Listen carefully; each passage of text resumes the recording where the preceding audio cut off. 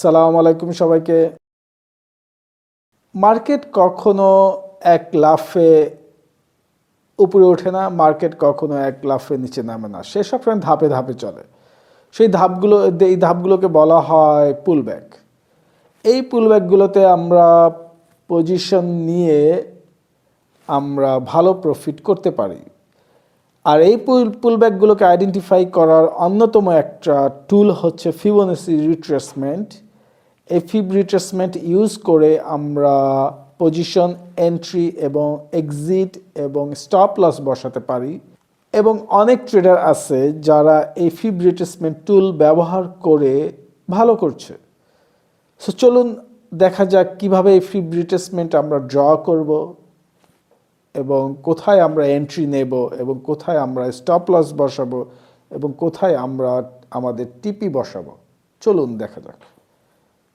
আমি প্রথমেই বলেছি মার্কেট যখন একটা বড় মুভ দেয় তারপর আমাদের ফিবোনাসি রিট্রেসমেন্টটা ড্র করতে হবে। আপ ট্রেন্ডে ফিবোনাসি রিট্রেসমেন্ট ড্র করতে হয় একরকমভাবে, আর ডাউন ট্রেন্ডে অন্যরকমভাবে। এখানে মার্কেট একটা বড় মুভ দিয়েছে, মার্কেটের প্রাইস পজিশন এখান থেকে এখানে চলে গিয়েছে এবং ভালো পরিমাণ ভলিউম আমরা দেখতে পাচ্ছি এখানে। সো আমি একটা আপ ট্রেন্ডের ফিবোনাসি ড্র করব। সো আপ ট্রেন্ডে ড্র করার প্রথম নিয়ম হচ্ছে মার্কেটের লোয়েস্ট পয়েন্ট আপ যে কোনো একটা ধরবেন, অর্থাৎ যেখান থেকে মুভটা শুরু হয়েছে। ওকে, সো এই জায়গা থেকে মার্কেট মুভ করে এই জায়গায় চলে গিয়েছে। সো আমি প্রথমে নিচে ক্লিক করব, তারপর এখান থেকে আমি একটা উপরে ক্লিক করব। এই আমাদের ড্র হয়ে গেল Fibonacci retracement for up trend. এখানে ড্র করার পর দেখেন অনেকগুলো প্রাইস পয়েন্ট দেখা যাচ্ছে। প্রথমে দেখা যাচ্ছে 0.23, তারপর দেখা যাচ্ছে 0.38, তারপর দেখা যাচ্ছে 0.5, তারপর দেখা যাচ্ছে 0.6 এবং সব শেষে 0.78। এই 0.23 প্রাইস পয়েন্টটা হচ্ছে ফোমো প্রাইস পয়েন্ট বলে এটাকে, অর্থাৎ ফিব পয়েন্ট। অর্থাৎ যারা এক্সট্রিম বায়ার, প্রাইসটা উপর থেকে যখন আবার নিচে আসবে 0.23 এই পজিশনে আসবে ফিবের, তখনই তারা বাই করবে। 0.38 হচ্ছে হেলদি কারেকশন, অর্থাৎ যারা এই ট্রেন্ডে অলরেডি আছে, আমি ধরে নিই অনেকে বাই এই প্রাইস পয়েন্ট থেকে বাই করেছে, অনেকে এখান থেকে বাই করেছে। অলরেডি যারা এই ট্রেন্ডে যাদের বাই পজিশন আছে তারা আবার 0.38 থেকে বাই করবে, কারণ তারা অলরেডি প্রফিটে আছে এবং তারা মনে করে যে আমি মিস করতে চাই না। 0.5 হচ্ছে সাইকোলজিক্যাল মিড পয়েন্ট, অর্থাৎ ট্রেডাররা এখানে ভাবে যে অলরেডি আমি 50% ডিসকাউন্টে এখানে পাচ্ছি। সো 0.5 একটা খুবই ভালো বাই পয়েন্ট, এখান থেকে আমরা এন্ট্রি নিতে পারি। 0.38ও একটা ভালো বাই পয়েন্ট। ট্রেন্ড যদি স্ট্রং হয়, ভলিউম যদি খুব বেশি হয় এবং ভালো একটা রেজিস্ট্যান্সকে ভেঙে প্রাইস উপরে উঠে গেছে, ওই সময় আমরা দেখা যায় 0.38 থেকে বাই করতে পারি, অথবা একটু ওয়েট করে 0.5 থেকেও বাই করতে পারি। 0.6কে বলা হয় হাই কনভেকশন জোন। এই জায়গাটাকে বলা হয় মেক অর ব্রেক, অর্থাৎ 0.6 হোল্ড করলে প্রাইস এখানে যদি হোল্ড করে তাহলে প্রাইস আসলে অনেক দূর যাবে, অর্থাৎ ভালো একটা কারেকশন হয়ে গেছে, বায়াররা রেস্ট পেয়েছে, ইএমএ লাইন প্রাইসের কাছাকাছি এসে পড়েছে।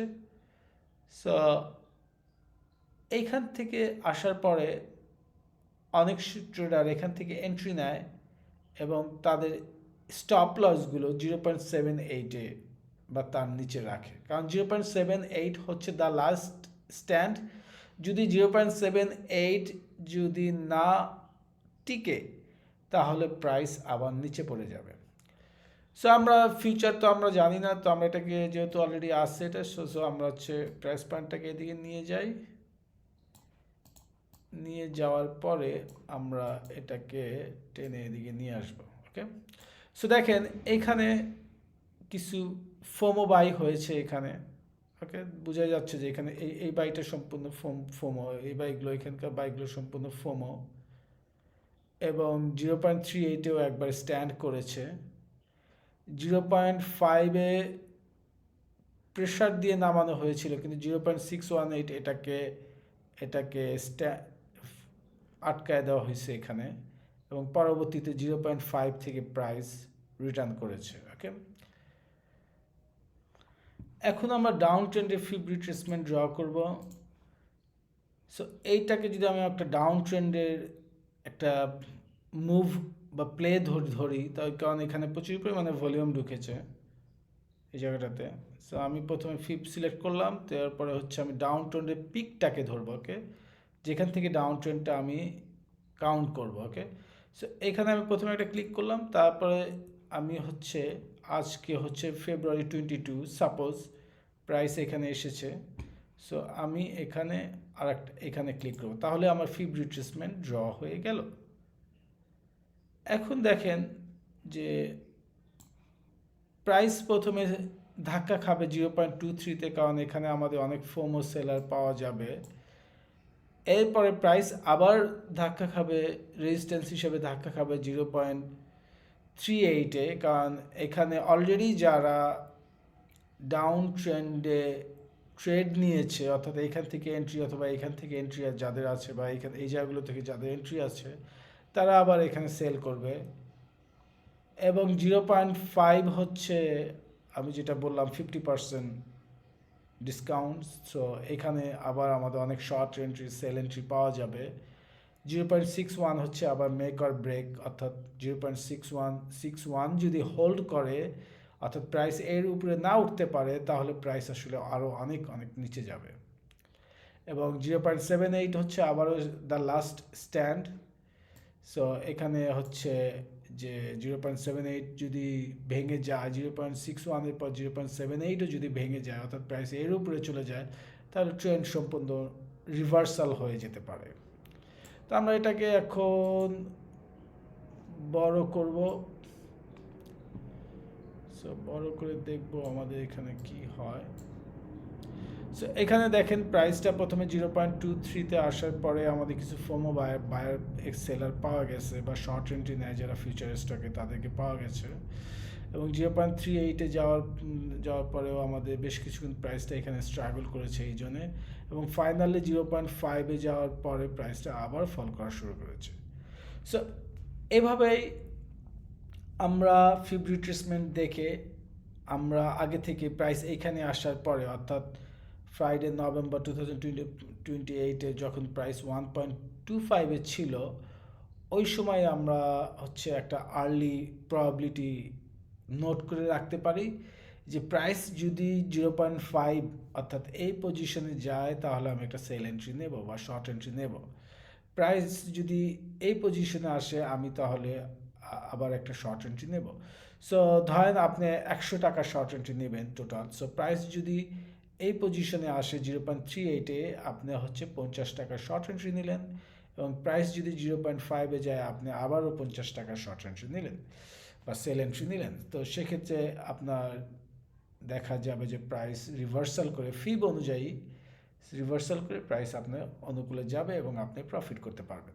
সো ফিব কোনো ম্যাথমেটিক্যাল বা লজিক্যাল কোনো কিছু না, এটা সম্পূর্ণ প্রবাবিলিটি। ওকে, সো ফিব রিট্রেসমেন্ট নিয়ে ট্রেড করাটা মজা, অনেকে ট্রেড করে। তবে আপনাকে অবশ্যই দুইটা জিনিস খেয়াল রাখতে হবে, মার্কেটে ট্রেন্ড কনফার্ম করতে হবে, এবং মার্কেটে একটা মুভ আইডেন্টিফাই অর্থাৎ প্লে আইডেন্টিফাই করতে হবে যে প্রাইস একটা প্লে দিচ্ছে, প্রাইস একটা মুভ করছে, এ থেকে বিতে প্রাইস চলে গেছে এবং ভালো একটা ভলিউম দিয়ে চলে গেছে। তো এই পর্যন্তই আজকে ফিব রিট্রেসমেন্ট। ভালো লাগলে কমেন্ট, লাইক, শেয়ার করবেন এবং সাবস্ক্রাইব করবেন। অনেক ধন্যবাদ।